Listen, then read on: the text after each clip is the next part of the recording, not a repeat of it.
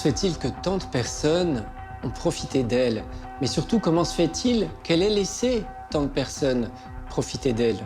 Alors bien sûr, quand on a du succès, il y a toujours des gens qui vont profiter de nous. Mais on est plus ou moins capable de les repérer. L'était-elle, elle, capable de les repérer? N'était-elle pas trop naïve, trop gentille, trop empathique? Ça, il est probable qu'elle le soit. Et c'est la victime idéale pour les vampires psychiques en tant que personne hypersensible. Une séquence illustre très bien le mal-être que ressent Loana à cette époque.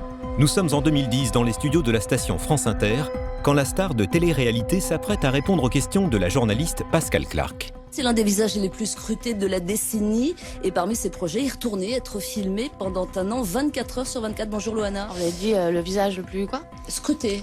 C'est pas le visage à mon avis. C'est vous Loana, s'il vous plaît. Faut que je parle.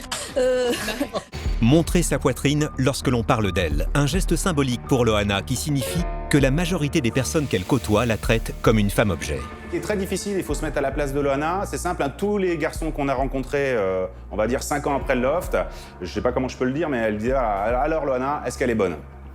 Donc c'est très difficile, Loana n'était finalement qu'un objet, qu'un corps, quoi. Ouais. Et donc comment trouver un garçon qui va s'intéresser à elle avant de s'intéresser à la star?